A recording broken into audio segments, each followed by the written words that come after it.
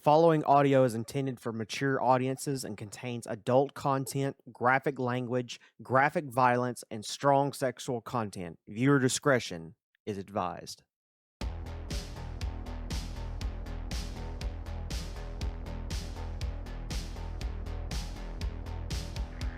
Welcome back to Fedoria, everyone. My name is Tony. I am your DM for this evening, otherwise known as Slade, for those that keep up with my Twitch stuff.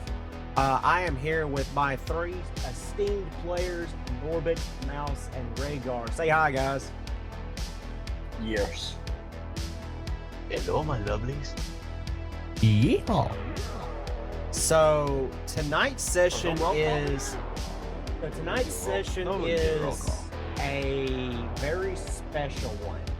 It's something quite different than I've ever done as a DM, and it's all because of the fact that I screwed up the last episode and completely forgot about Chroma.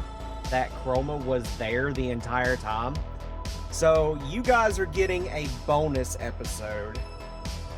And this is how this is going to work. So I, as the DM, I am going to be playing as Chroma. However, my three esteemed guests here that are in this party with me right now, they are going to be playing various different characters that Chroma is going to either definitely come across or have the potential to come across.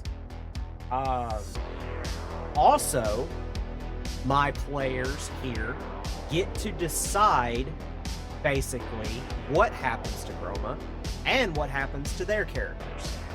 So, to give a pretty simplistic rundown of how this is going to work, my players are the DM this evening, and I'm the player. Unlimited power. So, they Oh, get... how the tables have turned.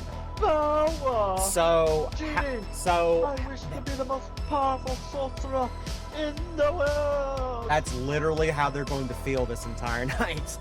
So here's how this is going to go, because they don't have all of the information I have. I didn't have time for all that. I'm going to, whenever it comes to a point in this episode where I need a roll to happen, I'm going to allow one of my players that it comes across. So like, say if Mayhem's up first or whoever, I'm going to say, hey Rhaegar, I need you to make this type of roll with this type of dice, and that will determine what happens next after his roll. So they get to experience a little bit what it's like to play as a DM for this bonus episode, basically. I would like to weigh in. If we need a bad roll, I say we get Rhaegar to do it in Discord. Screw you. Don't blame me, blame the god. That is why you real dice now. No, I use real dice because I just like using real dice. Sure it is. All Had right. nothing to do with getting So- bad rolls within Discord. All right, so just for the listeners at home, a huge majority of this is going to be story-based. So I'm going to basically narrate for you the story as to what's going on, and then when certain events happen that I need certain roles for, or combat is initiated or whatever, that's when my esteemed players get to jump in and play the characters that were provided to them before the episode. And also, like I said before, when it comes to any other roles, they get to roll those roles as well. However, again, whatever happens in this episode determines what's going to happen to Chroma and to their other characters. So Rhaegar, Mouse, and Norbit. This entire episode will determine that as to what happens from here on out. So just keep that in mind, and I do have it written down if certain situations were to happen, what happens at the end of this episode and how to transition that over into the next episodes after this. Okay, now that we got that out of the way, let's go ahead and get started with the story. So, if you guys remember from the last episode, we were in the situation where Mouse and Norbit went into Adam's office. Rhaegar was in the arena. Now, Chroma was also with Rhaegar in this arena. But the way the story is going to go is that before the fight in the arenas actually started, Rhaegar and Chroma talked it out beforehand and made a situation to where that if something were to go down, then Rhaegar would sit on one side of the arena and Chroma would sit on the other to kind of get different viewpoints from different angles of the arena and kind of keep an eye out to make sure if anything were to go down. So Rhaegar sat on one side of the arena, Chroma sits on the other. They sit there and they watch the fights go down. You know, the owlbear's winning and everything's going real smoothly for them. They're betting their money off. And then that's when all of a sudden Rhaegar's brother pops up on the screen above, on the arcane screens, and looks directly at Rhaegar and states that he wishes to initiate a challenge. Of course, Rhaegar being Rhaegar, instead of taking this challenge as it was set by that individual, his brother, he proposed a counter offer of fighting him face to face. His brother didn't like that. So his brother goes and states that either you can abide by my rules or I can end everyone's life here as you all know it. Of course, Rhaegar didn't believe him and didn't abide by these set rules as his brother has stated, and again challenged him to another fight, and his brother said, have it your way. Immediately, the glass arcane dome around the arena suddenly disappeared, and now combat has been initiated to where Rhaegar is now trying to escape from this arena and get away from this dragon wormling. He successfully does so. But here's the real question. What happened to Chroma? That's where we are now. So if you guys remember, the owlbear decided that he wanted to go off in a different direction, and it just so happened that it's going in the direction of Chroma. Chroma sees this and sees that it's being controlled by this individual that claims to be Rhaegar's brother. And the owlbear is going straight for the attack. So my friend Rhaegar, time for combat. Yes. It's time for combat, my good friend. I need you to roll initiative as the owlbear. I will roll initiative. Chroma. What is the owlbear's initiative? It is that plus 9? Let me see. I want to say. Because I'm not seeing it on the sheet. I think it's 0. It is 0. It's okay. It's 1d20 plus 0. So mine is the exact same. So mine's just a straight up 1d20. 11. 11. I rolled a 17. Okay, so I will go first. I, as Chroma, can actually fly. And my flight speed is 60 feet. So I'm going to fly down 60 feet, which is 20 feet away from you. And I'm going to pull up the map for you so that you can tackle it. Because I did all that. There you go. Hope you all guys in my party can see that. But Rhaegar, you as the owlbear are the red dot, and I am the yellow dot. So, I'm going to fly down 60 feet. I am roughly now 20 feet away from you. And I am going to...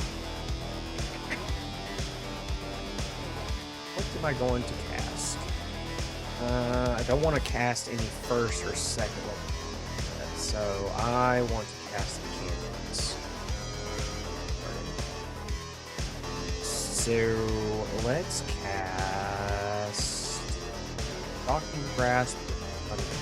There. Isn't that what you get in a nightclub? What? Thunderclap.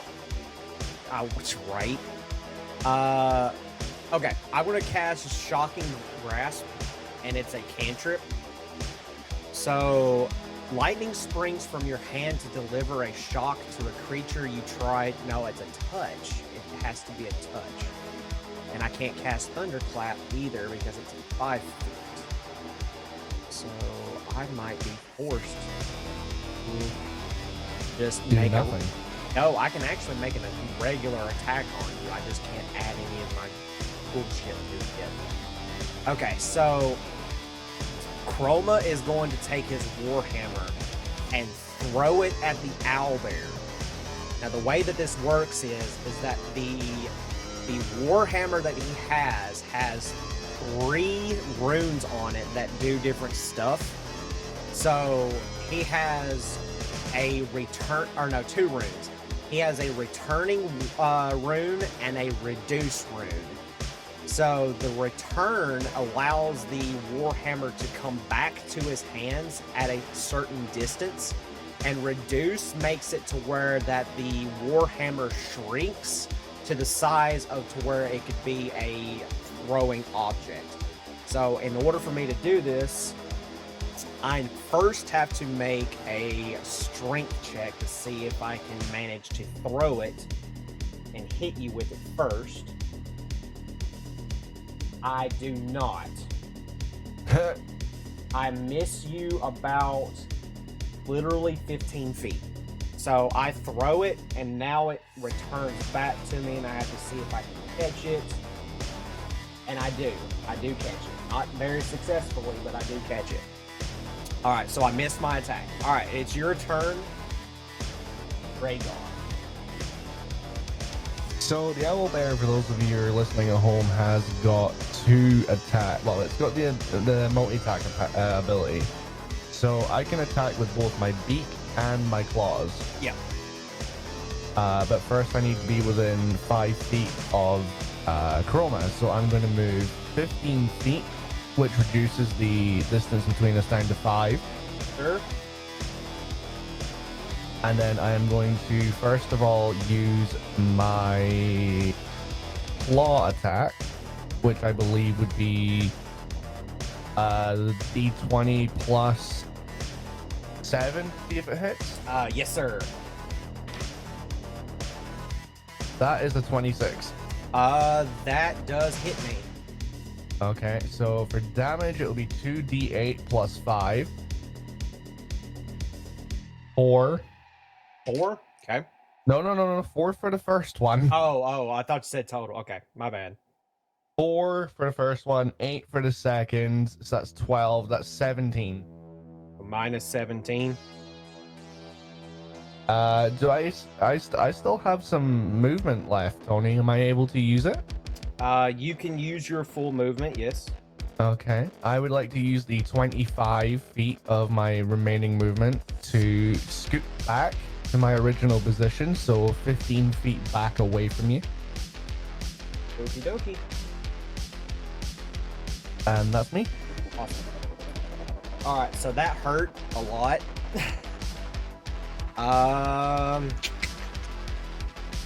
Not going to use that just yet.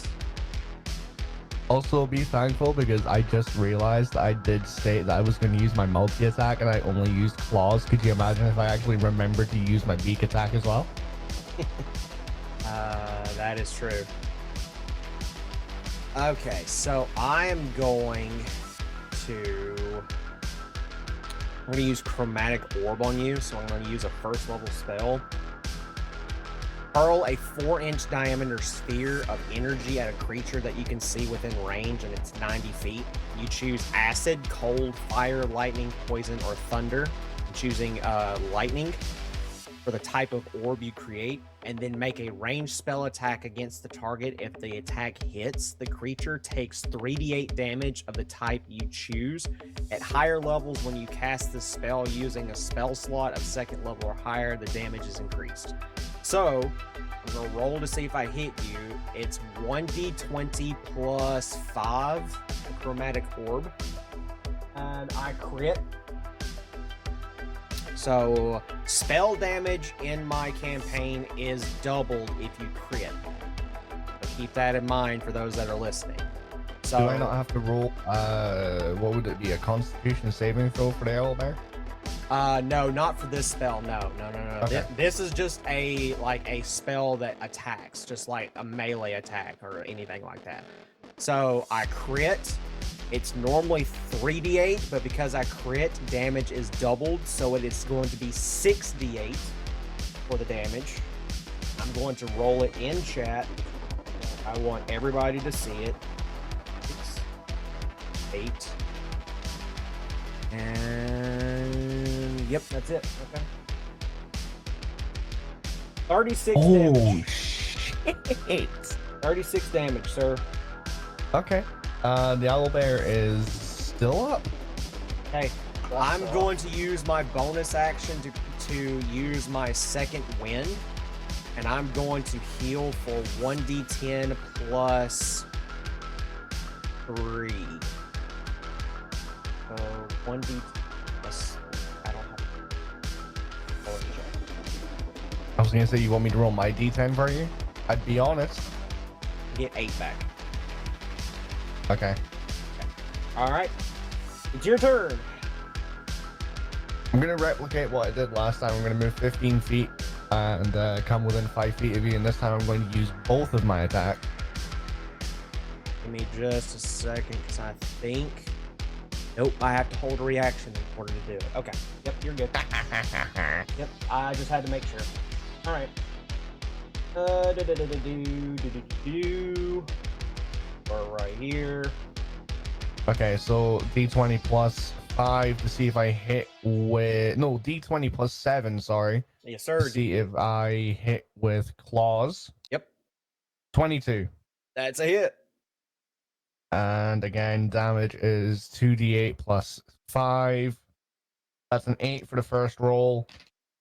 A 2 for the second roll. So that is 15 in total for claws. That hurts. And then see if the beak attack will hit. That is a 15. That does not hit. Okay. Okay. Then I am going to use 15 feet of my movement to go back to my original position. Sure. And I'm doing this for a reason. Okay. All right. So I now have to do it. Well, no. I've got 3 potions. I'm going to drink 1 potion as an action. Use action surge. 9 back. And I'm going to use action surge. And I'm going to... Oh, I got it. Okay. I'm going to fly over... So for you, it looks like I'm standing over the fire, which I'm not. Not a fire thing right there. Okay. Fly right there. And I'm going to cast Thunder Wave on you. A wave of thunderous force sweeps out from you. Each creature in a 15-foot cube, which you are, originating from where I am, must make a Constitution saving throw. On a failed save, the creature takes 2d8 thunder damage and is pushed 10 feet away from me.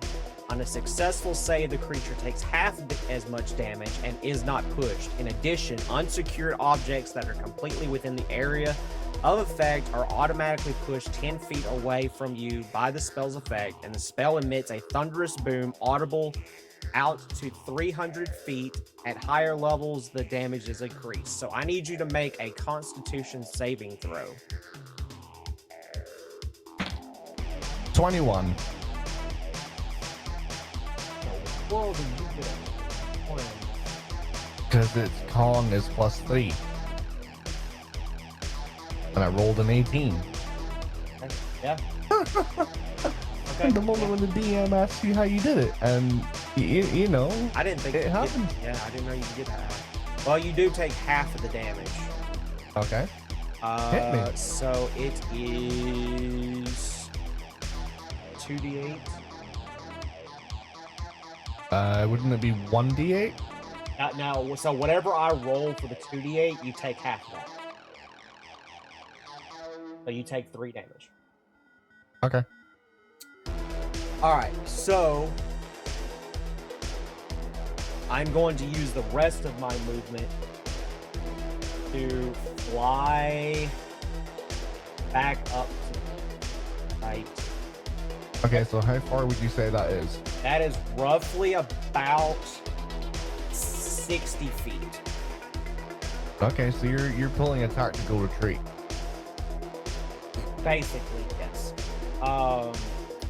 And I need to... Actually, no, I'm not going to roll perception. I'm just going to basically state that whatever happens in this part, he will just automatically see. So, for those that remembered in the last episode, Rhaegar should, at this point, have escaped from the arena and left to go to the main room. The dragon wormling is up here at the top corner of this map, trying to get to Rhaegar, but can't. So out of frustration of not being able to reach Rhaegar, the dragon wormling will shoot off through the air and go through the ceiling and will not be seen again for a while. Okay? So that all happens on my turn. Now, Rhaegar, it's back over to you as the owlbear. Okay, I'm gonna use 30 feet out of my 40 to half the distance between us. Okay.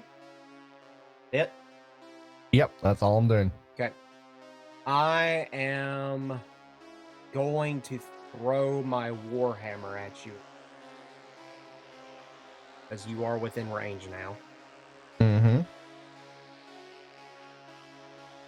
I crit on the throw. So the way that this works is that if I crit on the strength check, then the damage is not reduced. Because with the reduce enchantment, it would reduce the amount of damage I deal to you. But the way that I have it written here is that if it crits, the reduce effect does not happen. So you will take full damage of whatever I roll if I hit. And does an 18 hit? Yep. Okay. So I need to roll 1d8 for damage. That's a 6. Looks like it. Yeah, that's a 6. Okay. So you will take 6 damage, good sir, from the warhammer. Okay. Alright. How are you looking? Let me do math. I've already done, what, 36? 36, so you've done 36. I've got 23 left. Well, no, I've done more than that, though. 36. No, you haven't. Yeah, because I missed on... No. I did do more, because remember you took the 3 damage from the thunderclap, or, yeah, thunder wave, and then you took the 6 just now. So, 36, 37, 39, 39 plus 6. 45. 45, yep. So 45 total. Okay, I'm looking pretty beat up. All right. I am going to... How are you looking, by the way, Chroma? I'm looking pretty bad. Uh-huh. Fly... I'm trying not to use my healing spells, and I've got 1 spell slot left. A fly there. Okay. Can I reach you from there? No, because you can't swim. That's what I was trying to do with the... You're not on water. You're in the seating area. Yeah, you are on land. I'm in the seating area, but between me and you, there's water. The owlbear can fly, right? No. Huh? No. It doesn't have wing. It doesn't have like wings like an actual owl does. It has like claws and bear-like. Its body is a bear and its head is an owl. Okay. Oh yeah. So are you going to move or anything? Nah, I'm gonna stay here. Okay. And on my turn, I'm going to cantrip, use True Strike, and you extend your hand to point a finger at a target in range, and you are within range. Your magic grants you a brief insight into the target's defenses. On your next turn, you gain advantage on your first attack roll against the target, provided that this spell hasn't ended. So not this turn, but my next turn. If I don't kill you on this turn, then I will get advantage on attacking you. So I'm going to move half that I can attack you this turn. Strength does pass. The damage will be reduced by a certain amount because I did not crit. The damage is crit though. So I will deal 2d8 plus 3 minus 1d4. Yep. 2d8 plus 3 minus 1d4. 8. 13. Roll. 4. So 10 damage. So that's 10. 10 damage. Alright. So, how are you looking now? I'm looking terrible. Still alive? Yep. So, on my next turn, I will get advantage on attacking you. And then I'm going to move back to my original spot again. And I'm going to basically copy what you did earlier. Alright, your turn. Full dash action away from you. Alright.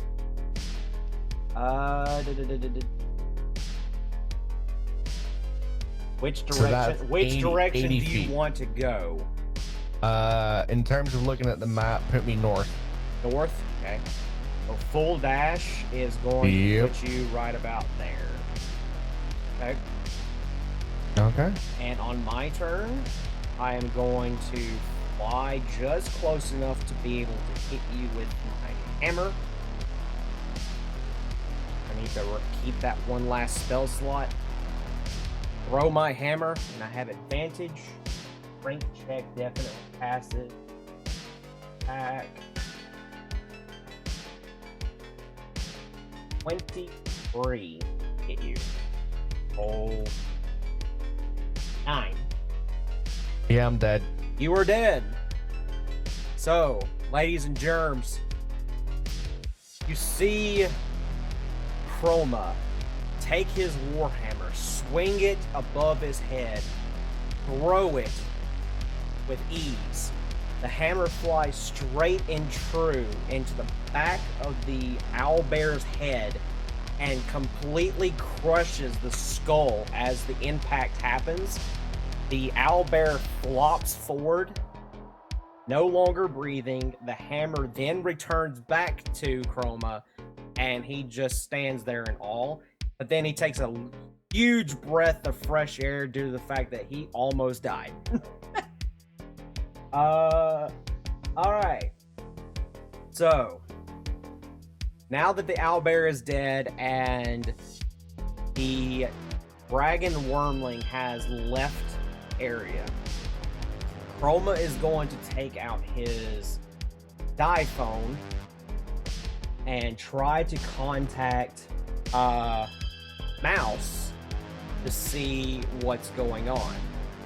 He doesn't get a response back from Mouse, so he is going to use one of the special features on the phone to locate object, and he's going to locate Mouse's gun and see if he can find it within 1,000 feet. He gets a ping, It's coming from underneath the arena. So, fast forward a little bit. Chroma is going to follow the signal leading down towards where he's getting the ping at. So he goes back outside of the arena, goes and follows to where the stairways are at, goes downstairs leading into the hallways that you guys heard in the last episode where Mouse and Norbit tried to escape from in order to get to the arena before finding out about Adam's library, so to speak. He walks in. No, actually, no, I take that back. As soon as he gets into the hallway, Mouse, I need you to roll and see how many guards are in this specific hallway and if they are paying attention. So the first roll I need you to make, Mouse, is a 1d4, and then your next roll is going to be a perception check, the entire group. There, Mouse? Yeah. So I have to roll a 1d4 first? Roll a 1d4 to see how many guards are in this hallway. 3. 3. Okay, now I need you to roll me a perception check for the entire group of those 3. It's going to be a straight 1d20. 15. You are very perceptive. It's almost like that the guards that are in this hallway are like super strict about doing their jobs to the best of their ability. All right, so I need to see if I can counter your perception with a stealth check. I'm gonna roll it in chat. So I'm going to roll. What is Chroma's stealth? That's a very good question. 0. It is 0. It is indeed 0. Oh my god, I got that right. It is an 8. So you definitely see me. And we are now in initiative. 3 of your guards versus Chroma. Alright, so I'm gonna roll. I just at 1. So all of your guards are gonna. Okay. Alright, Mouse. What do you do? You're rolling initiative to see. Or no, I'm just gonna go ahead and say just go ahead and make your stuff with your guards. I don't know where they're at. Okay. Give me a second. What I'm about to open up is not the hallway, or I'm going to make it represent the hallway, but it's not the hallway picture. I'm going to use the bridge last episode as the hallway, just to make it simplistic. Okay, so got 1 guard here, 1 guard here, and 1 guard coming down the hallway. See that? See that? Yeah. Okay. All right. So you're controlling all 3 of these guards, and it's the same. Their stats are the exact same as the stats that I sent you earlier. All right. Sweet. So go ahead and just. I'm going to say we're going to start from the bottom up. So for the closest one to me will be first. Then the one in the middle is second, and the one at the far end of the hall will be third, and I'm last in the initiative. Okay. All right. So go ahead and go. Do what you need to do. Movements. Oh, speed's 30. Gotcha. The first one closest to me is roughly 40 feet. Oh, okay. So what's each square represent then? There's a grid there, but I don't know. Yeah, so each square, because of how big the squares are, I'm going to say that those represent 2 solid squares. Okay. Okay, so then I'm 50 or 60 feet. Yeah. No. Yeah. 60 Yeah. feet. Yeah. 60 feet. Yeah, it'll be 60. Yeah, 60.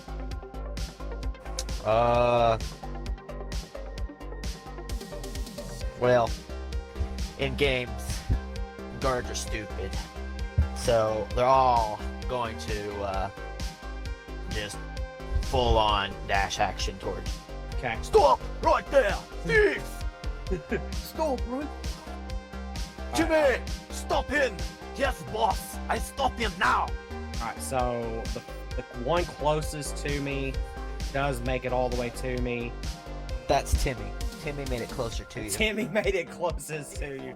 All right, then that one will make it to about right here, roughly. Yeah, that's Johnny. Johnny. And then that one's going to make it probably dead center. Last one. Yeah, all right. What's his name? Lieutenant Zerg. Zerg. Got it. Okay. Evil Emperor Zerg. Evil Emperor Zerg. Okay, I am going to screw it. I'm going to take just a full-on swing at this guard guy. That was a 17 hit. Oh, he does! No! Alright, so I gotta roll a 1d8 plus 3. 6 damage. Ouch! You hurt me. You will pay for that dearly. And I am going to...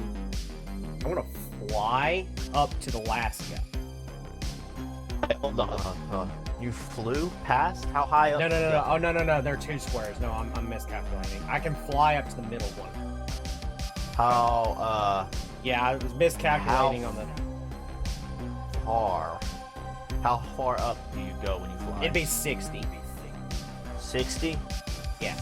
That means Timmy can he do an attack opportunity? Yeah, with a you would ranged get an attack of opportunity, yeah. Yes.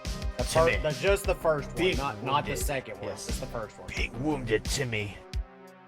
He says, I must show Lieutenant Zerg that I am worthy to be led by him. He grabs his spear and he throws it. Let's see, where is the... Oh, there's the hit. Gotcha. So it's the +3 is the hit to see if it hits, right? Yeah, if it says hit and then a number behind beside that, It says +3 to hit. yeah. So then it's 1d20 plus 3. I hit you good. Yes, I am. And it was a critical. You got a crit. Oh my god. All right. Go ahead and roll your damage. Timmy looks up, pulls back his spear, and says, "Are you watching, Zerg?" He goes, "Yes, I am, boy. Yes, I am." And he throws it. Let's see. All I have in my head right now is the image out of 300, you know, the fucked up little dude with a spear. Yes. That's the only image I've got going through my head right now. What, the traitor? Yeah, the traitor, the one that looks For like 7 fucking- damage. 7 damage. The one that looks And he like hits fucking, him. hey you guys. All right. So he throws it. It just barely hits you, and you think you're like, haha, missed me. But then gravity takes effect, and it turns around and falls back towards you. Hits you square in the back of the leg. All right. It's your turn. Alright, and that would be the second guard, or the... That was your attack of opportunity. Now it's back Oh, that's up right. to. That's, yeah. So now it's your actual turn. So you get to. Gotcha. What do I roll to see how far the spear went from Timmy? You wouldn't You would have to have to make go a make a- roll. You just would know that it could have thrown it about. Roughly about 60 feet. Well, yeah, 60 feet. Gotcha. Because I flew 60 feet and you crit on the roll, so you just know you threw it. We're gonna 60 say he feet. threw it straight up as soon as you left, Yeah, and then it just came back down. right. So we're gonna assume that Timmy picked it back up like a good little. Did you see me, Zerg? I sure did. I'm so proud. Oi, Johnny looks at him like, oi, this mother. Fucking Timmy. Alright, so I attack with all of them at once, or do I do each individual? You have to move the one at the Timmy at the bottom and Zerg at the top. You have to do another dash action to get to me. But well, what I mean is like all of them like attack simultaneously, or no. You range? attack them separately. So you do separate attack rolls for each. But the one at the bottom and the one at the top cannot attack this turn unless you have something to do ranged attack with. If you do not, you have to do a dash action with both, but the one in the middle can attack me. Oh, they can attack. No, they can. Well, I mean, they can. It's what, 20, 30, so it'd be a full. That's you're 30 feet. I moved 60. Are you sure? Yeah. We said each square was 20. And I'm not even in the right spot. You're not in the right spot. So 20, you were 30, roughly 10 35, feet 40. right there, so that'd be what, 10, 20, 30, 40, 50, 60. You will be right in front of that guy right there. The guy in the front. Yeah. The back guy. Yeah, Zerg. That's Zerg. Yeah, that's right. Alright. So the guy at the bottom has to make a dash action. Yeah. This one can make just a regular movement, so two of them can attack. Yeah. Alright, so, Timmy, with a lot of, that's what I'm looking for, just full of spirit. He's just like so proud of himself for doing that, and he's so encouraged by Zerg.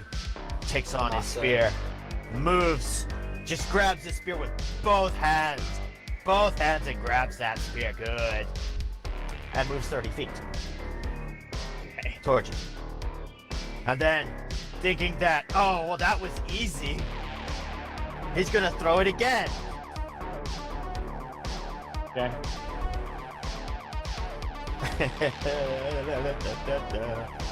Oh, no, Can I just say at this point that I can Johnny. already... That's not Timmy. That was Oh Johnny. shit, yeah, Timmy you're right. Timmy's the one that hit you with the surprise. Yeah. Wait, I'm having fun. wait. So you're trying to move. You're moving 30 He's to moving throw. 30 to throw his spear again at you, which can reach 20 to 30 feet, or 20 to 60 feet. Gotcha. 5, 10, 15. Yeah. All right. So all three of them can attack. 10 plus 3 gives me 9. That is a miss. So Timmy Zerg missed. looks at Timmy. Damn it, Timmy! So Timmy overthrows. Actually, I want you to make a dexterity roll for Captain Zerg. Captain Zerg, yes. Dexterity for Zerg. Because I am +1. flying, so you could potentially hit Captain Zerg. Yeah. An 8. Okay. So I need you to roll your spear damage against Captain Zerg. Oh. Zerg takes the damage. Oh, that was so sick. 3. No, that's 1d6. Yeah, that's 1d6. I thought you rolled 2d6. No, 2d6 is because I rolled a crit. Oh, yeah, okay, that's right. Yeah, you're right. Okay, so he takes 3 Come on, damage. yeah, get with it! I'm trying to keep up with these rolls. Okay, so he takes 3 damage. So you see the sphere like go past Chroma and lodge into Captain Zerg's shoulder. Yeah, let me paint a picture for everybody. It lodges into his shoulder. Johnny looks at him, at Zerg, and then looks back at Timmy, and looks at him and just mouths, "What the fuck?" Zerg falls back like 1 step, comes back up, looks at Timmy, and goes, "Damn it, Timmy!" Ah! Oh my! Ah! Pulls the spear out and gives another scream. Ah! Timmy! Notice he still has 2 other player turns. Now, with Captain Zerg's turn, he takes hold of Timmy's spears. "Let me return it to you!" And throws it back at Timmy. Yes! He's gonna hit Timmy! Oh my Now God. let's see if Timmy catches it, or does he get hit by it? Okay. Now that would be a... I need you to roll a dexterity roll for... That would be dexterity, yeah. No, hold up. You're attacking Timmy, so... Wait a fucking minute. No. Hold on. I got it. So I need you to roll an attack roll with Captain Zerg, and then a dexterity roll with Timmy. If Timmy passes his dexterity roll, he won't get hit. But if he fails the dexterity roll and Captain Zerg gets higher on his attack roll, Timmy will get hit. How the fuck did we get from these guards attacking? I love this. This is I just amazing. said they aren't very smart at the very beginning of the game. This is Right? So it brilliant. was my turn to play. This is brilliant. Ruben just said they're not smart. This is brilliant. So he throws it. Dexterity for Timmy. No. Roll your attack first. Oh, and yeah, then- yeah, attack. Sorry, And then yeah. roll your dexterity and see if you can beat your attack. And 22 for the attack. Okay, now roll your dexterity saving throw. Yes, sir! Yes, sir! To me, pass it! I'm so sorry, boss. It was a 6.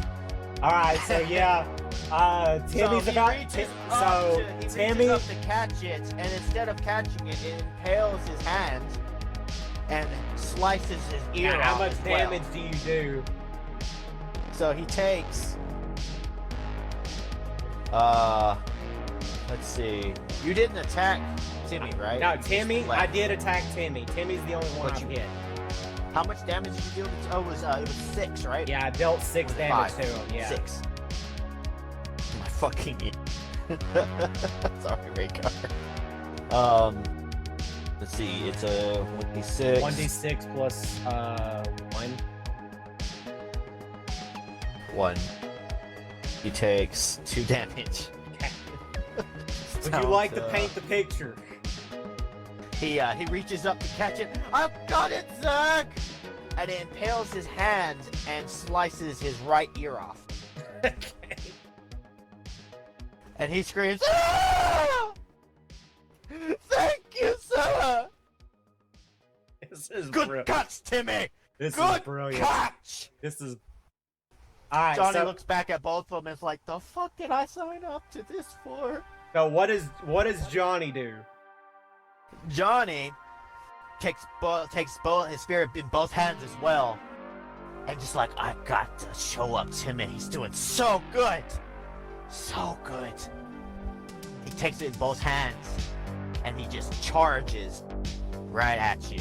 Okay. 30 feet, and let's see. With two-handed, he actually does much more damage than if he was just to attack with a melee Sure. attack. So when he reaches you within 5 feet, he has it gripped with both hands. So two-handed with his spear is a 1d8 plus 2, Sure. plus 1 instead of a 1d6. Sure. So we'll see if he hits, because it's going to be the same, plus 3. And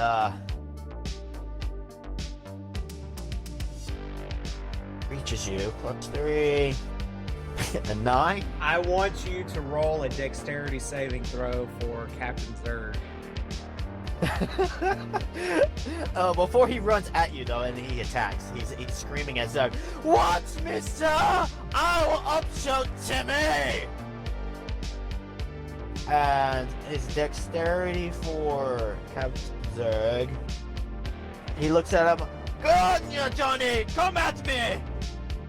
Or come at him!" Charge, my fellow comrade! And he dodges it gracefully Yeah, so both me and Captain Zerg, with a crit, y'all. With a crit. he did crit on the dexterity saving throw. So both me and Captain Zerg both dodge out of the way. And I'm going to say that Johnny runs an extra 30 feet past both of us and falls flat on his face. And he is now prone for a turn.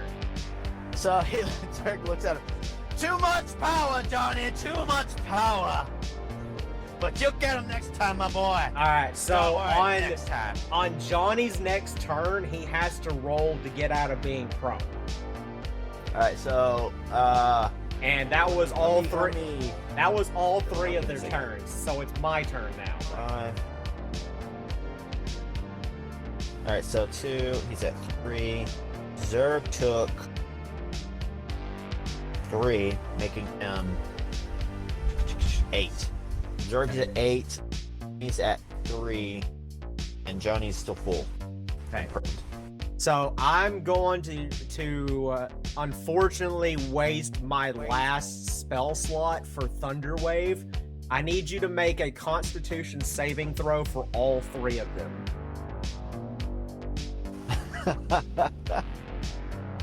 All together or 3 separate? 3 separate.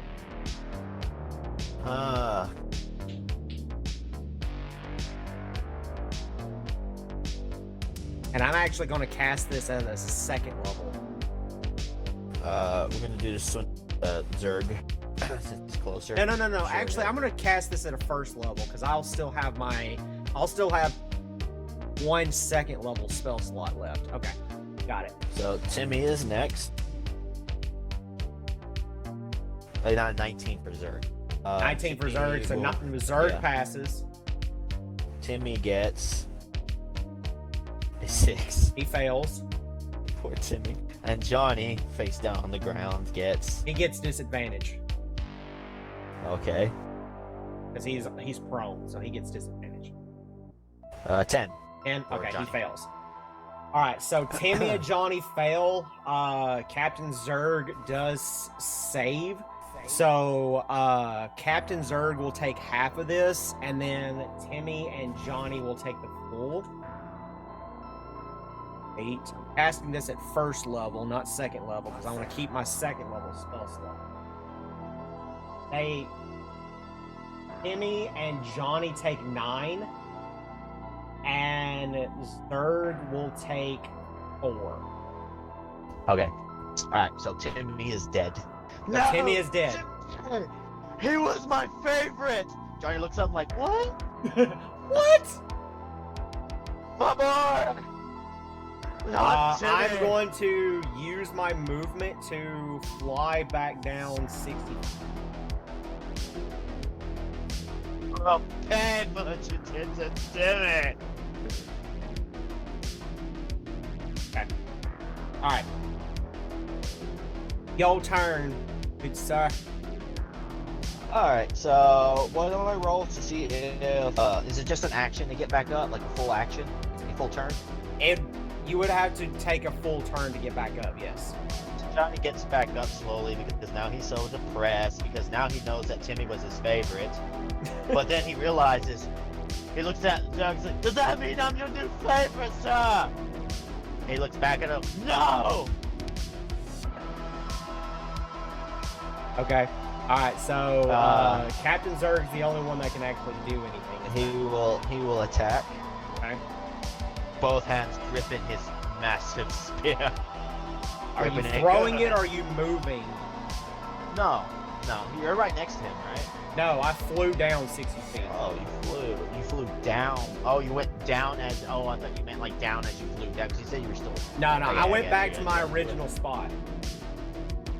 Gotcha. Oh, wait, does that mean that Zerg would have gotten an attack of opportunity? No, I didn't fly in your area. Like, Oh, if that's I not cool. flew up, then yes. If I fly down, then no.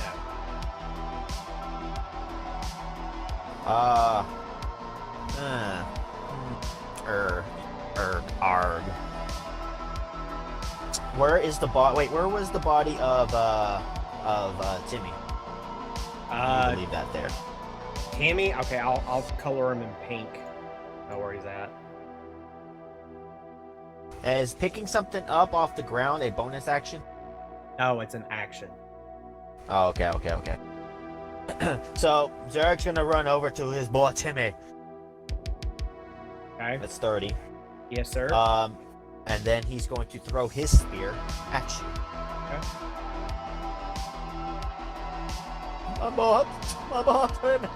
Oh, Timmy. Not Timmy. 19. 19 hits. Fortunately, A 7. I am looking bad. Haha! Check that one, Timmy! All right, so now it's my turn again. I do not.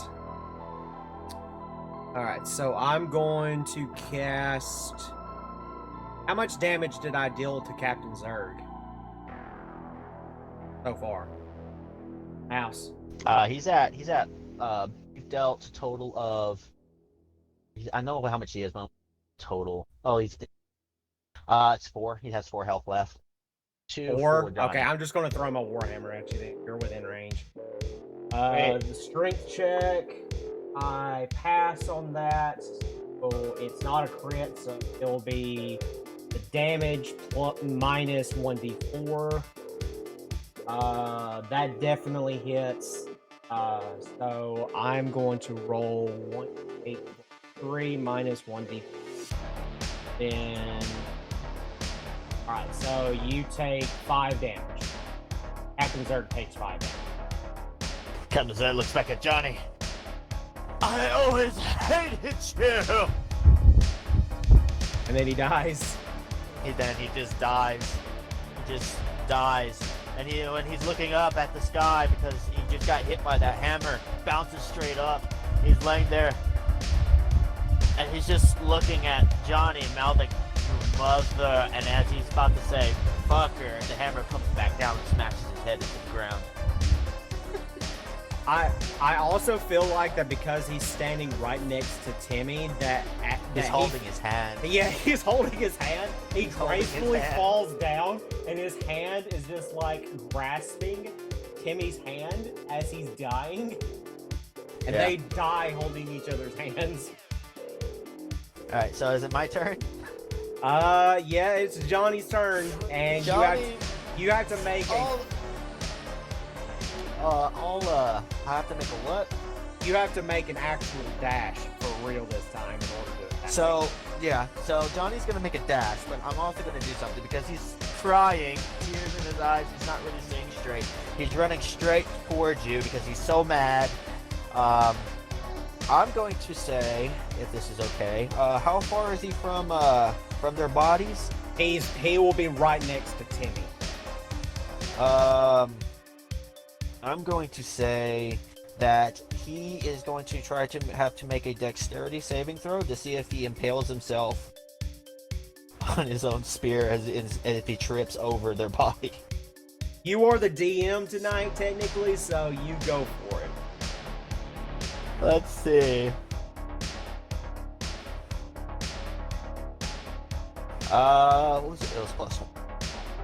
And he 15.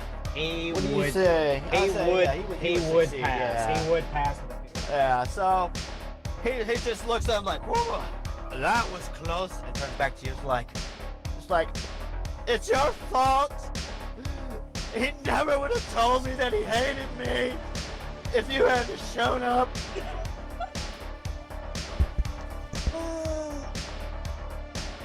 It is your go. Yeah, I'm going to just. How much? I think I've only done what 9 damage He's to at him. 2 health.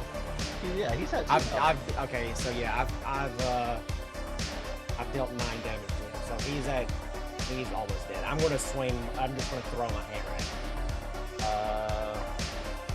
Strength does pass.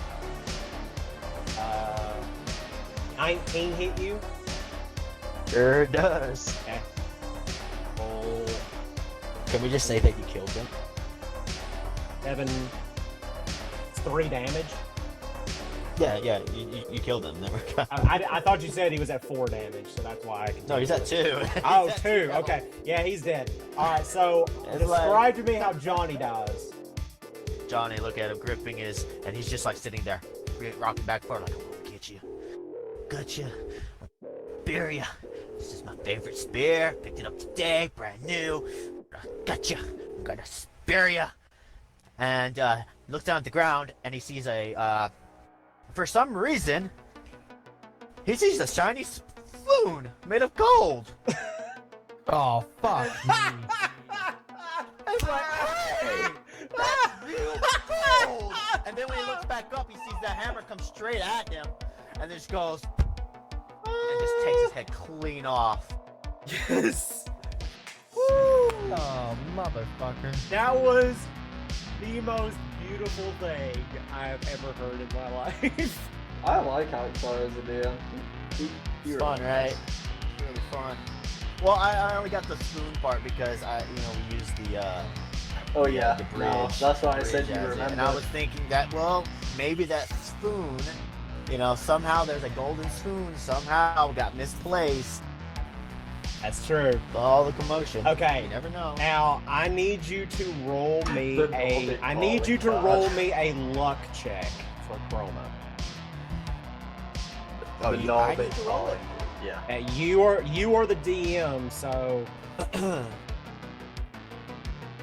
I love it how somehow the Nordic crit. calling god still 20. played him. you crit on the luck check. Okay. So Chroma knows that your ping is coming or came from the next room or the second room to the right of this hallway. However, there are 3 other doors that are in this hallway that you guys did not explore when you were here. So, with pure instincts alone, he goes into the top left door right across from where you guys are at. And in this room, he finds a superior healing potion. And he also finds some evidence to state that what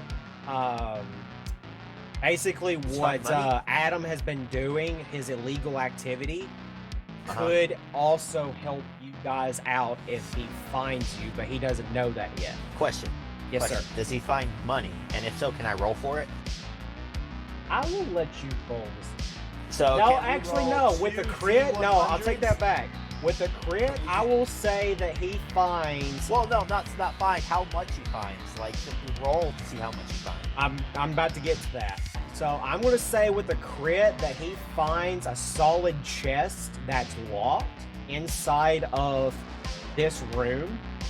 And I want you to roll another luck check, and depending on what you roll determines what's in that chest. But you are guaranteed to get gold out of it, and you will roll. Can the we, same. well, if that's the case, if we're guaranteed to get gold, can we just roll a D100 or? You will get to roll a D100 for the gold, but I want you to roll a luck check to see if he finds anything else. Oh, okay. 13. Okay, I'm going to Not say average. you find something average for 13. I'm going to say that he finds 50 golden spoons.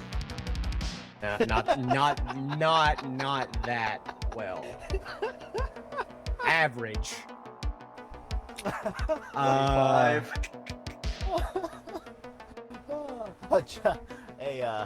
I'm gonna go. Was it I'm a rare? gonna go ahead and put like it in a chat rare, for a the. rare ore or something like one spoon made of a rare ore, like that little spoon. made Mithril of, like, spoon. like made of like freaking like some rock of some kind that's extremely hard to find. But it's like a little small one. Okay. Is he fine, Tony? I'm doing a random generator right now. you guys are at level. Can I roll the gold real quick? Yeah, go ahead and roll the gold. Go ahead and roll the gold. You guys are at level 64 gold. He's got 64. He finds 64 gold pieces. You guys are at level 4, right? You guys are at level 4, right? Yes. Okay. Alright, so I'm gonna change this to level 4. That was fun, guys. Yeah, I had a good laugh there. I'm glad I got something that could talk. He finds a masterwork bastard sword worth an additional 335 gold pieces. And it actually says bastard written on it. It and right next to it says Timmy. Yes. Perfect. Bastard Timmy. He finds the greater potion. He finds the chest, and he finds a stack of paperworks in the chest that are even more evidence for you guys to get you guys out of the situation we last left you in. If he ever meets up back up with you after the... Okay, so I'm gonna go ahead and roll for the potion to see how much health I get back. I'm at, I think, full? Almost full. Almost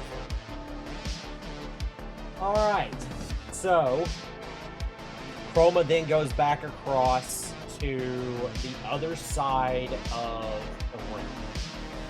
And he walks in, and this is what the projection that was there before is now gone by this time.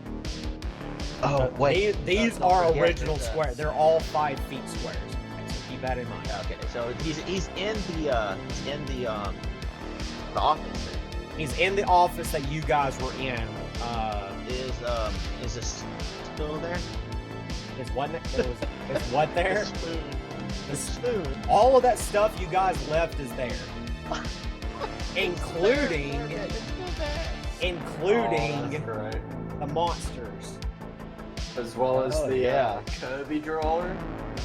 The Kirby drawing is in there. All of that is in there. Oh shit. Yeah. One in there, one in here, and then right there.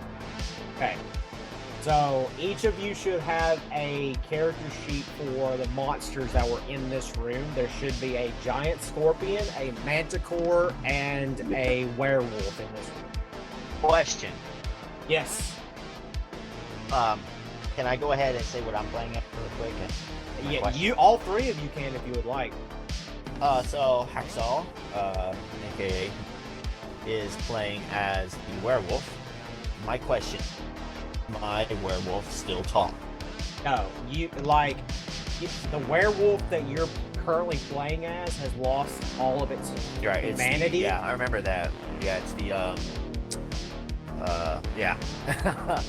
so I can't use the shape change thing. I can't change. No, you can't. You cannot shapeshift back. No. Well, not into a human, but into a wolf. Can I do that? I mean, I don't want to, but I'm just asking. Yeah, no. This is more the lines of that you are full on wolf right now, and those types of abilities that you would have for doing stuff like that, you no longer have it because you've completely lost all sense. So I can't polymorph. Gotcha. Yeah, you can't polymorph. Damn it, because I was gonna try to use that to because the wolf form has further has more speed. Yeah. Oh, all right. So the 3 of you now need to roll initiative against Chroma. Oh wait, it says that. Wait, so if I'm I just read further in. It says I know common, but I can't wolf form. But you said I can't talk at all. No, the common speech and all that is gone just because you've lost all sense of your humanity. You're basically nothing more than a giant walking 2-legged wolf. Like, you don't walk on all 4s. You can if you want to, but you mostly walk on. Initiative's just a solid 1d20, right? For the all 4 of us, yes. I got 9. a 12. I got a 9. Okay. 15. Okay. Oh, so it's just normal. Yeah, it's just straight up 1d20. Yep. Oh, okay. I have a 0 as well. So I was I right just here rolled a looking. 12. I was like, where is it? Where is it?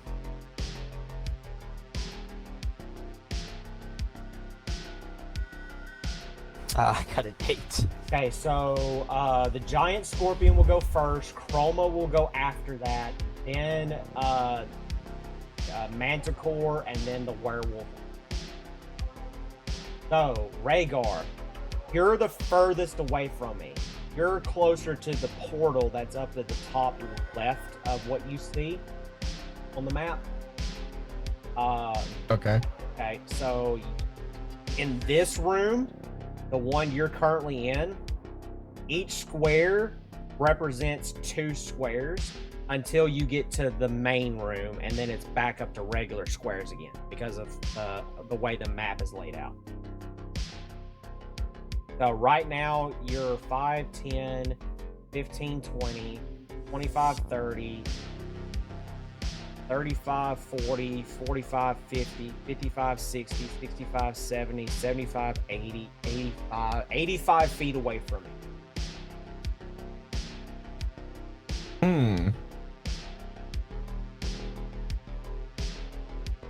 And then for those that are listening, this is all happening around the same time that our actual players are doing their stuff.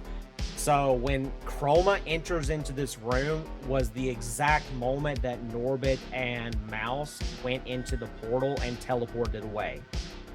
But Chroma doesn't know this.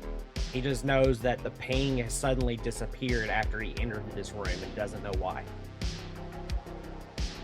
Is the Scorpion intelligent enough to put 2 and 2 together to see that 2 people have just gone through that portal and one's just arrived? So no, it's you're like an animal.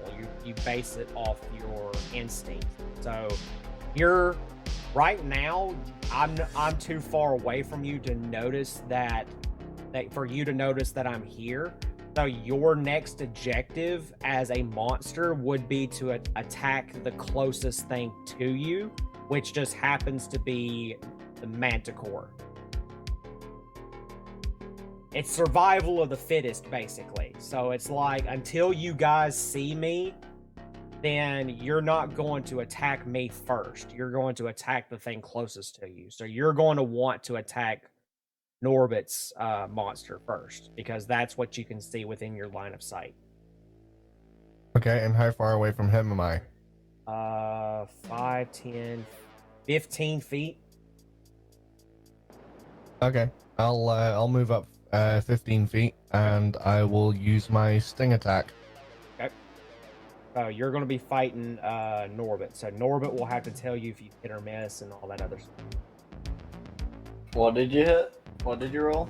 He's attacking you because of how monsters work. Yeah. Did you already roll? He's rolling now. I just did, and I got an 18. Yeah, that is. Okay, so Okay, now roll so your... DM, walk me through the sting attack, because it's a lot of words and a lot of numbers here, and I don't know which fucking one.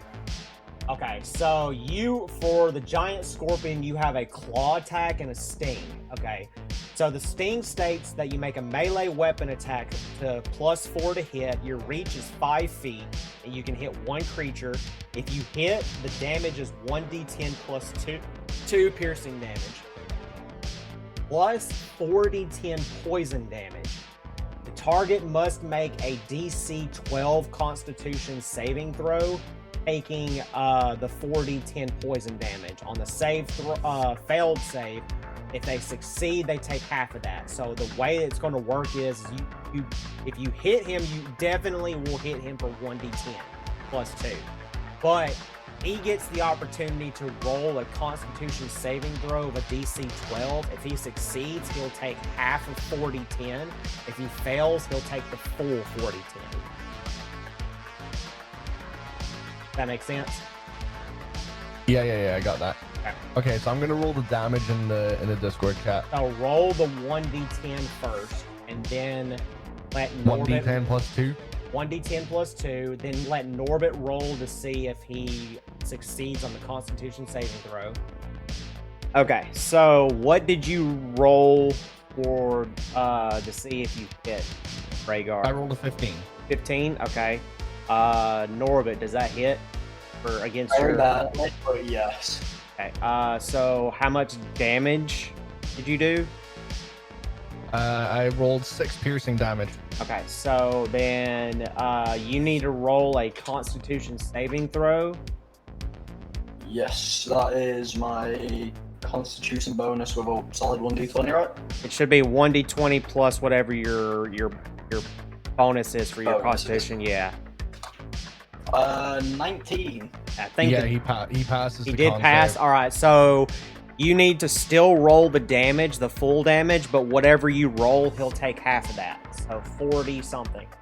Okay, so he's gonna take 8 damage in total. Okay, so you'll take 8 poison damage. Hey, give me a second. My PC decided to close it off. Because logic, Right. you know, yeah, so 8 damage you said. Yep. Yep, that is future. I want to say that you were next, Orbit. Isn't that right? Or was it? Yes, I believe. No, wait. It was either you or Hacksaw. I thought it went Scorpion, Chroma, me, Hacksaw. Okay, so then Chroma's next then. Okay. I believe so. I'm not 100%. I'm not either, but we're going to go in that order. For those that are listening, we're having to redo the last bit of this because my power went out. So just keep in mind we're having to get caught back up as to where we were when we were last recording. So I'm going to say that Scorpion was first, then Chroma, then the Manticore, which is Norbit, and then Hacksaw would have been last. Alright, so Chroma is going first off, reaction roll perception. Because again, he just walked into this room expecting to see Mouse and Norbit, and they're not here anymore. Fucking 19. Okay, so I don't see either one of you. I do see the entrance to the secret room. I do see that there is a magic circle on the floor, but I don't know what it's for yet. I'm not close enough to the desk to see what you and Hacksaw's bullshit were. I do see the werewolf in the room. And that's about it for my perception. Okay, so I am going to start moving towards that secret room because I feel like so I'll have to get one attack of opportunity against Orbit. So you'll get to roll to see if you can hit me. But I'm gonna fly from the entrance of the door through into the secret room in order to see what's in here and see if you guys might have escaped here. So go ahead and roll to see if you hit me. Okay. That's 1d20, correct? It's 1d20 plus whatever your hit bonus is for your Manticore. Do I have to do a specific attack or can I do any? Let me. Because I've got 3 options. I mean, they're all +3, but I mean, for theory purposes, like, isn't. I would let you do either one. Any one of the 3. You can choose one of the 3, and that's what you will be able to do. Alright, that's fine. All 3 of them are +5 to attack. Oh, So- really? Yeah, so Oh, where it well, says +5 to hit, they're all the same, but the damage is different. Well, I rolled and did a +3, thinking it was +3, but I mean, I can just add 2. Or do you want me to So just 15. Well, Yeah, even or- okay, yeah. So you definitely won't hit. So okay, Alright, that's fine then, yeah. okay. I am going to attack both of you. So I made a mistake as far as my spells were concerned. So I've actually got more spell slots than I thought I did. I'm actually going to pull it up now. But, And welcome to the section of the podcast where Tony made a mistake. Again. right. So I thought I only had 4 spell slots, but if what I'm reading on this is correct, I actually have 6 spell slots. Because I have 7. Because at 4th level I have 4 first level, and I've only used 3 of the first level spells. And then I've got 3 second level spells, and I've not used a single second level yet. So I'm going to cast at a 2nd level. I'm going to cast Thunder Wave at a 2nd level, and I'll have 2 second level spell slots left. Alright, so both Rhaegar and Norbit for the Scorpion and for the Manticore, both of you need to roll a Constitution saving throw. And you need to beat a 13 in order to not take the full damage. I don't know damage. You'll take... Okay, so you'll take full damage, and you're going to be pushed back 10 feet. So you're going to be pushed back into the other room. But, Rhaegar, what did you get? Yeah, just remind me what the save was.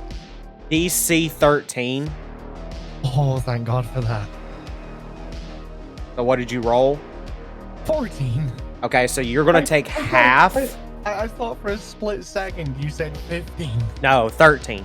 You're going to take half of this. So it's going to be 2d8 thunder damage. And then the Manticore is going to get pushed back 10 feet.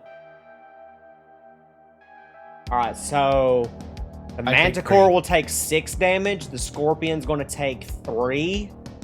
And the Manticore is going to be pushed back 10 feet. So you're right at the door. So 5, you're right there now. God. Okay, so the Scorpion is about 10 feet away from me. You're 5, 10, 15, 20, 25 feet away from me for the Manticore. Alright. So, Mouse. Your turn, buddy.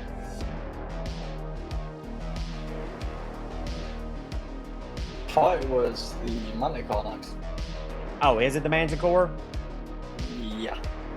Where did Mouse go? I have no idea. He's still here, isn't he? I haven't heard him talk once, to be fair. Okay. He just sent me a message saying it crashed on him. Okay.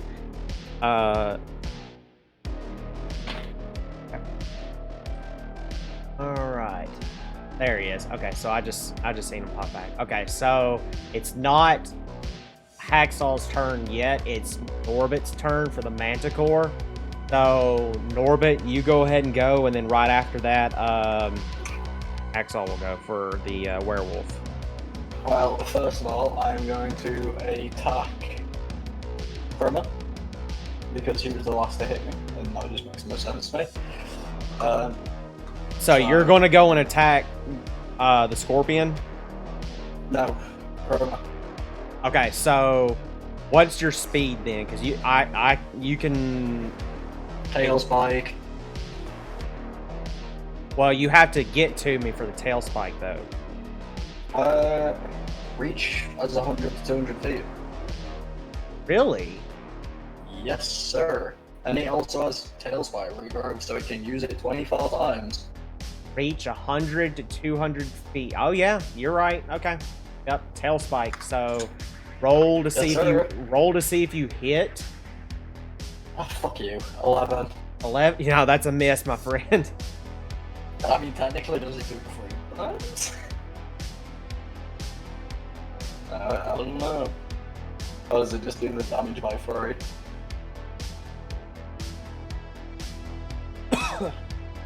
I'll make 3 attacks, 1 with its bite, 2 with its claws, or 3 with its tail spikes. The Manticore makes 3 attacks. Yeah, you do 1 of each. Yeah, or I can do 3 tail spikes. Manticore makes 3 attacks. 1 with its bite, 2 with its claws, or 3 with its tails, or 2 with its claws, or 3 with its tail spike. Okay, so you get to try 2 more times to see if you can hit with the tail spike. Yeah, because I didn't know if it worked like that or if it was just like 3 times the damage. That's what I was asking. Yeah.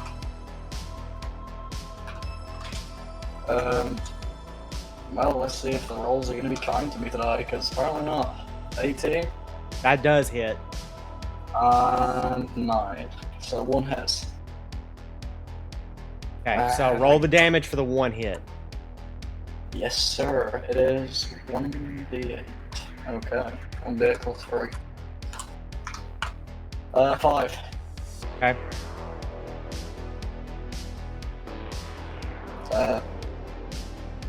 That's pretty much it. Okay. And yeah. Alright. Hacksaw. Your turn, buddy. You're the werewolf, and you're the furthest away from me. But just like Is that elevated? Is that elevated? Or No, is it no, like that's that? just like Okay. that's just part of the Okay, room. light's throwing me off. Okay, Yeah, okay. yeah. I am going to move 30 feet closer to the wall at an angle. So I guess I'll be right there next to whoever's on this side of the. Yeah, so you're going towards the Manticore then? But, alright, so I'm gonna go. Hold on. 5. Give me a minute. Hold on. It's kind of like the same thing with the rest of the monsters. See, okay, where that far, I guess that torch or whatever it is right there on the wall, next to that. So right here, next to it. Next here. to it. Yeah, right there. All right, then I'm gonna do. I'm gonna go into stealth. Okay. So roll me a stealth check then. Give me a minute. Okay, there it goes. 5. Yeah, no. You are trying to hide in front of the light. Oh, so that light's there. That light is there. The only lights that are not there is the 2 next to the desk. You're trying to hide in front of a Shit. bush. But okay, so I will tell you anyway. though that just like with Mayhem Scorpion, your basic instincts will tell you that unless you can physically see me, which you have not at all, you're going to want to attack the closest thing near you, which is the Manticore. So you're going to want to attack instinctively the Manticore first, like survival of the fittest.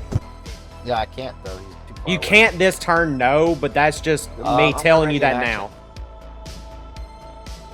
But okay, so anyway, you can't attack this turn because you're not close enough to the Manticore, but it's No, I'm basically good, ready in survival of the action. fittest on all of that. But we're back up to Mayhem for the Scorpion. I am the closest hear to... me? Huh? I said I'm ready in action, and I ended my turn. Yeah, that part I did hear. That part I did. Okay, making sure. You Yeah. didn't respond, so- Mayhem, the Scorpion, is nearest me, so you're going to want to attack me. But it is your turn now.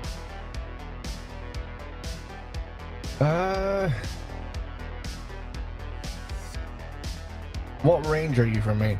You have to move 10 feet at least in order to be able to hit me.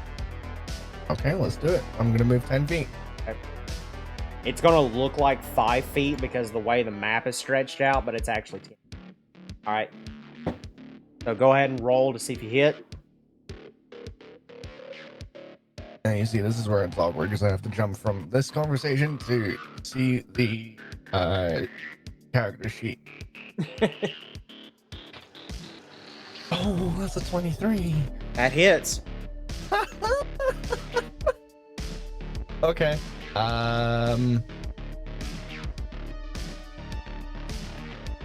I'm gonna do multi-attack, which allows me to make 3 claw attacks. Yeah, it's the same. It's the same with all sorry. 3 of you. All 3 of you have 2 multi-attacks. 2 claw attacks and 1 sting. Yeah. So I've already established that I hit. For the first So hit, if yeah. So I'd have to roll to see if I hit again for the second claw Yeah, attack? for every time you attack, you roll to see if you hit, and then I will tell you if you hit or miss. So the first one hit. Okay. Damage is going to be in Discord just because, you know, it's easier that way. Sure. 6 damage for the first one. Okay. Ow. Does a 14 hit you? No, sir. Okay. Can I still try and hit you with my sting attack? Is it say 2 pincers and then 1 sting? Yeah. Yeah, then yes. Okay. What about an 18? That does hit. Okay, so it's 4D. No, sorry, wait. This one is the D, the 1d10 plus 3 for the piercing damage, and then I roll to see if I save on the poison. 1d10 plus 2, so.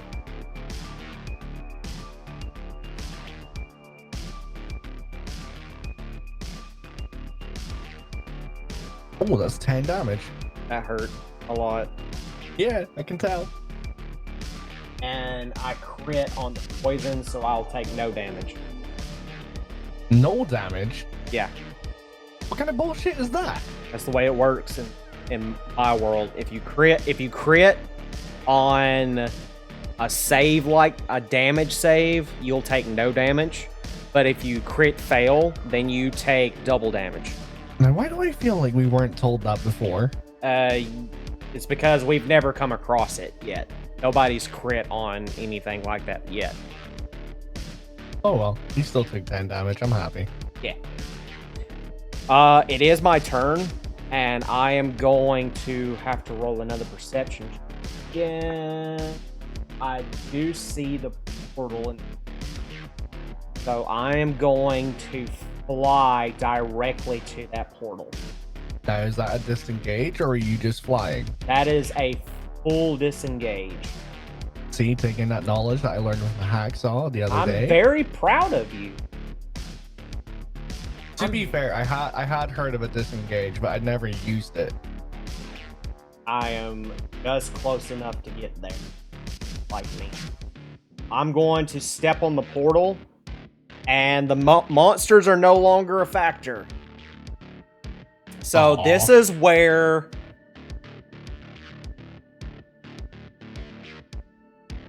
things get a little crazy. Okay. So they weren't crazy by now. No, because by this time you guys have already got on the bridge, and you are being right at the time that he gets and stands on the portal is the same time that you guys are halfway on the bridge and you're being chased by the dragon wormling. So, does this mean that he's going to see me throw my what are they? Well, see, that's the thing. The portal takes him to the main room of the casino. So now, what's going to happen is I have to do a little bit of storytelling.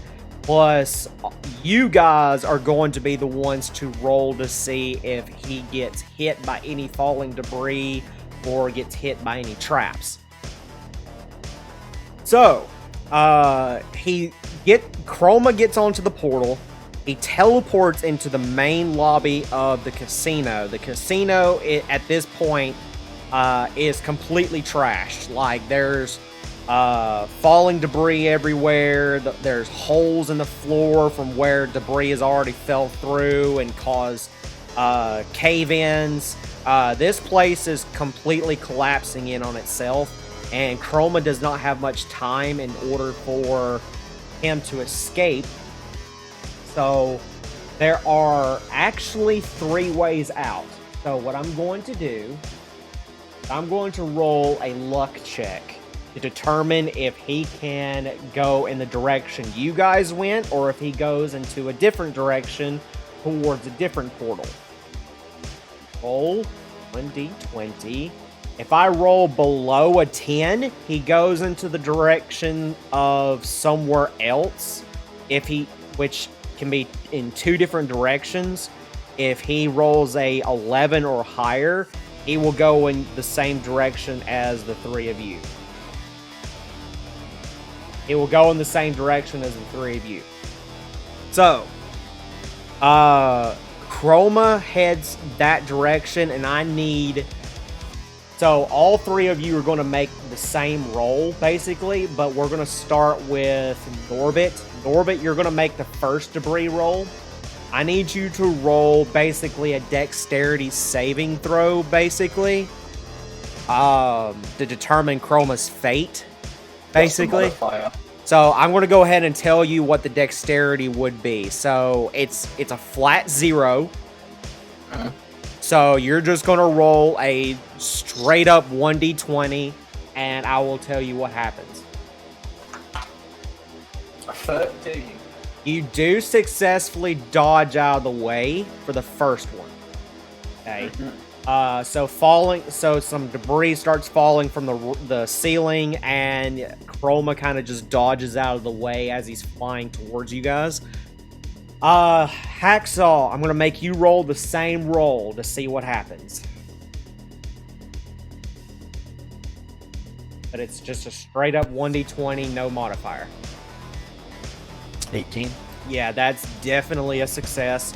He does a kind of like a really cool barrel roll kind of thing.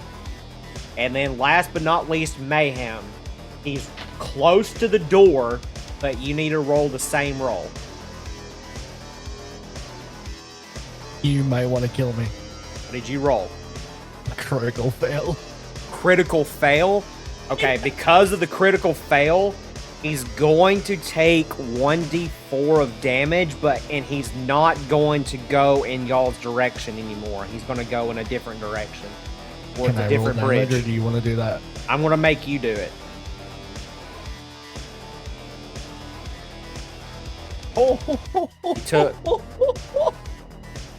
Okay. Just for everybody who's listening right now, Chroma is now currently at 6 HP. I am so sorry. So there's only 2 types of traps that can hit Chroma on this bridge while he's flying. So You said he was going in a different direction. he is going in a different direction, but the traps are all laid out on all of the bridges going in and out of the casino. So out of all 6 traps that are on the bridge, only 2 of them can actually have the potential to hit Chroma, and 1 of them will be at disadvantage. So what I'm going to have you guys do is we're about to do the exact same thing we just did. So the first trap that can hit him that is at disadvantage is a 1d20 plus 1.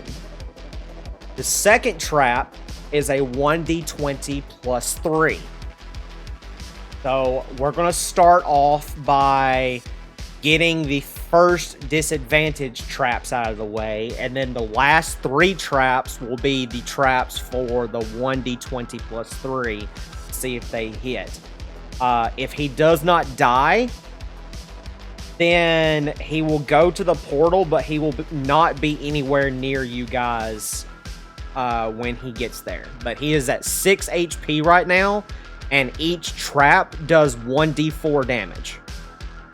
Alright, so we're going to start with Norbit again. 1d20 plus 1, and it's at disadvantage.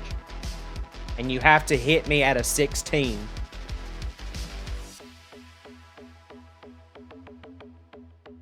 You said disadvantage, correct? Disadvantage, yes. I'll tell you. Okay, the first trap the first trap does not hit him. Arrows fly out and try to shoot at him, and he just kind of maneuvers out of their way and lets them bypass him. All right, so Mouse, same exact roll, 1d20 plus 1, and it's at disadvantage for this trap. DM, since we're rolling at disadvantage, if the first roll is below a 16, do we even have to bother? rolling the second one? I would say yes because of the potential to do a critical fail. Because if it was a critical fail, then we would have skipped mouse. Okay. Wow. Wow. Okay. That's a surprise right there. So just so everybody knows, mouse rolled. His first roll was a 6, which definitely does not hit. His second roll was a nat 20, which would have instantly killed him, but he's at disadvantage. So we're taking the 6. He does another dodge roll in the air and just avoids the arrows altogether. Rhaegar, Yo, roll it in chat. roll it in chat, please, because this will determine if he survives or not. Give me a second. Okay, so first roll is a 6. Yep.